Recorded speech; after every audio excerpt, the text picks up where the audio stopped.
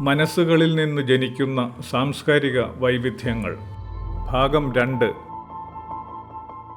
കാരണമില്ലാതെ കാര്യം ഉത്ഭവിക്കുന്നില്ലാത്തതുകൊണ്ട് മാർക്സും മാർക്സിന്റെ സങ്കല്പ വൈഭവവും ലോകത്ത് കർമ്മമായി സംഭവിക്കുന്നതിനും ജനങ്ങൾ അനുഭവിക്കുന്നതിനും ഇടയാവും വിധമുള്ള ഒരു സങ്കല്പ സൂക്ഷ്മത ശക്തമായി തന്നെ മാർക്സ് എന്ന ഭൂമിയിലെ ജീവിതത്തിനു മുമ്പ് പ്രകൃതിയിൽ ഉണ്ടാവാതിരിക്കാൻ തരമില്ല. ആയിരക്കണക്കിന് വർഷങ്ങളിലൂടെ ഭക്ഷണവും സ്വാതന്ത്ര്യവും സുരക്ഷിതത്വവുമില്ലാതെ അടിമ വ്യവസ്ഥിതിയിൽ ജീവിച്ചവരും ആ വ്യവസ്ഥയ്ക്ക് അന്ത്യം വരണമെന്ന് ആഗ്രഹിച്ച് സങ്കൽപ്പിച്ച് പ്രവർത്തികൾ ചെയ്തിരുന്നവരുമായ അനേക കോടി ജീവനുകൾ ഉണ്ടായിരുന്നുവെന്നുള്ളത് ലോകത്തിന്റെ അനുഭവ ചരിത്രം തന്നെയാണ്. ഈ വിധത്തിലുള്ള എണ്ണിയാലൊടുങ്ങാത്ത ജീവനുകൾ അല്പമാത്രമെങ്കിലും അസ്വാതന്ത്ര്യത്തിൽ നിന്നും പട്ടിണിയിൽ നിന്നുമുള്ള രക്ഷ എന്ന നിലയിൽ ആഗ്രഹങ്ങൾ എന്ന നിരന്തരമായ സങ്കല്പങ്ങൾ ജനിപ്പിച്ചുകൊണ്ടിരുന്നു. ഈ കൂട്ടായ സങ്കല്പം മുഖാന്തരം സൂക്ഷ്മ തലങ്ങളിൽ നിക്ഷിപ്തമാവുന്ന ഊർജത്തെ ഉൾക്കൊള്ളാൻ തക്ക നിലയിലുള്ള ഒരു ജീവനും മനസ്സിനും പ്രകൃതിയുടെ സൂക്ഷ്മശക്തിയുടെ കേന്ദ്രീകരണം എന്ന നിലയിൽ പ്രവർത്തനക്ഷമമാവാതിരിക്കാൻ കഴിയുന്നതല്ല. എല്ലാം ജനിക്കുന്നതും പ്രവർത്തനക്ഷമമാവുന്നതും മനസ്സിൽ നിന്നായതുകൊണ്ട് ഇത്തരമൊരു ശക്തമായ ജീവനും ആ ജീവൻ ഉൾക്കൊള്ളുന്ന മനസ്സിനും അടിമകളുടെ രക്ഷയ്ക്കായി ഭൂമിയിൽ ജനിച്ച് പ്രവർത്തിക്കാതിരിക്കുന്നതിനും സാധ്യമാവുന്നില്ല. ഈ വിധത്തിൽ ജനിച്ചു വന്ന മഹാത്മാവ് തന്നെയാണ് ലോകത്തെ കോടിക്കണക്കായ നിരാലംബരുടെ ആവേശമായി മാറിയ മാർക്സ് എന്ന മഹാമനസ്.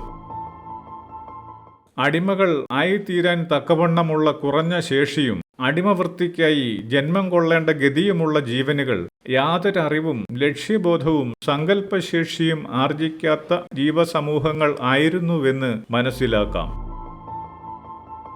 എങ്കിൽ കൂടിയും ജീവോർജത്തിന്റെ വേദന എന്ന നിലയിലുള്ള അല്പമെങ്കിലുമായിരിക്കാവുന്ന സങ്കല്പോർജം നിമിത്തമായി പ്രവൃത്തി മുഖാന്തരം സാവധാനം ശേഷിയാർജിച്ചു വരികയും അടിമ വ്യവസ്ഥയിലെങ്കിലും ഉയർന്ന ഇച്ഛാശക്തി ആയിത്തീരുകയും ചെയ്യുന്നു. ഇവിധമുള്ള അനേക കോടികളുടെ ദൈവസങ്കല്പമാകുന്ന രക്ഷ എന്നത് ജീവനിൽ വന്നു നിറയേണ്ടുന്ന അറിവെന്ന വെളിച്ചമോ ആധ്യാത്മിക ബോധമോ ഒന്നും ആവുന്നില്ല.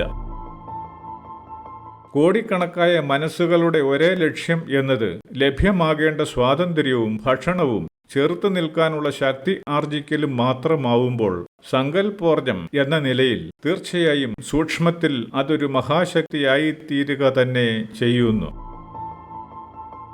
ഇതോടൊപ്പം അനേക ജന്മങ്ങളുടെ ലക്ഷ്യസങ്കല്പങ്ങളും കഠിന അധ്വാനവും മുഖേന ലഭിച്ചിട്ടുള്ള അധികാരവും ധനവും നിയന്ത്രണശേഷിയുമെല്ലാം വഴിതെറ്റി പ്രവർത്തിച്ചു വയ്ക്കുന്നതിലൂടെ അടിമകളുടെ അധികാരിയായി കഴിഞ്ഞുവരുന്ന ജീവന്റെ പുണ്യം അഥവാ നിയന്ത്രണാവകാശം സ്വാഭാവികമായും നശിച്ചു വരികയും ചെയ്യുന്നു. സാവധാനം പ്രവർത്തനശേഷി കുറഞ്ഞ അധികാര കേന്ദ്രങ്ങളായി അടക്കി ഭരിച്ചു വന്ന ജീവൻ അധപ്പതിച്ചു പോവുകയും ചെയ്യുന്നു. അധികാര കേന്ദ്രങ്ങൾക്ക് അപചയം സംഭവിക്കുന്ന കാലത്ത് തന്നെ ഇച്ഛാശക്തി നിറഞ്ഞു നിൽക്കുന്ന അതിശക്തമായ സങ്കല്പത്തിനൊത്ത പ്രവർത്തികൾ കൊണ്ട് നേടിയ ജീവൻ ഭൂമിയിൽ ജനിക്കുന്നതിന് സാധ്യമാവുകയും ചെയ്യുന്നു. പ്രാപഞ്ചികമായ കേന്ദ്രീകൃത പ്രവർത്തനം വഴി ജീവനും മനസ്സിനും സംഭവിച്ച അവസ്ഥാന്തരങ്ങളായി ജ്യോതിർഗോളങ്ങൾക്ക് ഓരോന്നിനും ഉത്ഭവിച്ച് വളർന്ന് പ്രവർത്തനക്ഷമമാവുന്നതിന് കാലവും അവസ്ഥയും ശൂന്യതയിൽ ഒരു പ്രത്യേക ഇടവും ഉള്ളതുപോലെ കാരണശേഷിയായി തീരുന്ന ആചാര്യ ജീവനുകളുടെ ജനനം ഭൂമിയിലെ ജീവപ്രവർത്തനങ്ങൾക്കിടയിൽ ചില പ്രത്യേക കാലങ്ങളിൽ സംഭവിക്കുന്നു. പ്രാപഞ്ചികമായ പ്രവർത്തനത്തിന്റെ അടിസ്ഥാന വിശേഷങ്ങൾ എങ്ങനെയൊക്കെ ആയിരിക്കുന്നുവോ അതേ രീതിയിൽ ഭൂമിയിലെ ജീവപ്രവർത്തനങ്ങൾക്കിടയിൽ ജീവതരമായി തന്നെ സംഭവിക്കുന്നു. അന്തിമഭാവത്തിൽ ഭൂമിയിലെ ജീവപ്രവർത്തനഗതി എന്തായിരിക്കുന്നുവോ അതുതന്നെ പ്രാപഞ്ചികമായ പ്രവർത്തനഗതി ആയിത്തീരുകയും ചെയ്യുന്നു.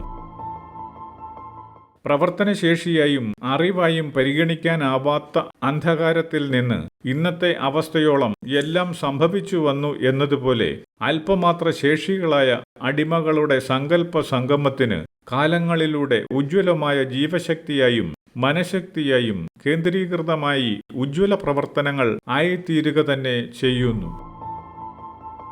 അനുഷ്ഠിക്കേണ്ടുന്ന ധർമ്മ മാർഗങ്ങൾ തെറ്റുന്നത് നിമിത്തമായി അധികാരസ്ഥാനങ്ങൾ ഇളക്കപ്പെടേണ്ടതും അതിന്റെ പരിണിത ഫലം അധികാരികൾ അനുഭവിക്കേണ്ടുന്നതുമാകുന്ന പ്രാപഞ്ചിക നിയമം മൂലം അടിമകൾ ഉടമകളെ തുരത്തിക്കളയുന്ന സ്ഥിതി വന്നുപെടുകയും ചെയ്യുന്നു. കാര്യകാരണ വിചാരമില്ലായ്ക എന്ന അറിവ് കുറവ് നിമിത്തം പ്രകൃതിയുടെ ലക്ഷ്യബോധം എന്ന യഥാർത്ഥത്തിൽ വേണ്ടുന്നതായ നീതിക്ക് ഒക്കാത്ത വിധം പ്രവർത്തിച്ചു തുടരുമ്പോൾ അധികാരമായി ലഭിക്കുന്ന പ്രകൃതിയുടെ കാരണശേഷി ജീവനിൽ നിന്ന് നഷ്ടപ്പെടുകയും അർഹിക്കുന്ന ജീവനുകളും സമൂഹവും ഈ വിധത്തിലുള്ള അധികാര കേന്ദ്രങ്ങളെ പ്രാപിച്ച് കീഴടക്കുകയും പഴയതിന്റെ സ്ഥാനത്ത് പുതിയത് സംജാതമാവുകയും ചെയ്യുന്നു. ആഹാരവും വസ്ത്രവും പാർപ്പിടവും എന്ന അടിസ്ഥാന ആവശ്യങ്ങൾ മാത്രം ലക്ഷ്യം വയ്ക്കുന്ന അനേകം മനസ്സുകളുടെ സങ്കല്പം കൊണ്ട് അവതരിക്കപ്പെട്ട് നേതൃശേഷിയായി തീരുന്ന ജീവന് സ്വാഭാവികമായും പ്രവർത്തിക്കേണ്ടി വരുന്നത് ഭൗതിക ലക്ഷ്യം വെച്ച് തന്നെ ആയിത്തീരുന്നു. നേതൃഗുണമുള്ള ആ ജീവൻ പോയ ജന്മങ്ങളിൽ ലക്ഷ്യം വെച്ചിരുന്നതും പ്രവർത്തിച്ച് നേടിയിരുന്നതുമായ ശേഷിയും അതിനു തക്ക വിധത്തിൽ അല്ലാതെയും വരുന്നില്ല.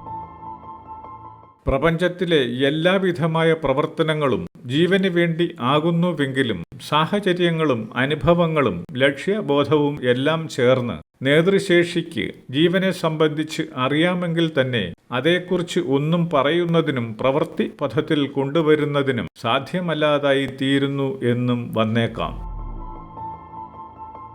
ജീവപ്രവർത്തനങ്ങളുടെ പൂർത്തീകരണം എന്നത് സാഹചര്യത്തിനും സാധ്യതകൾക്കും സങ്കല്പങ്ങൾക്കും അനുസരിച്ചല്ലാതെ സംഭവിക്കുന്ന വിധത്തിൽ ആകുന്നുമില്ല.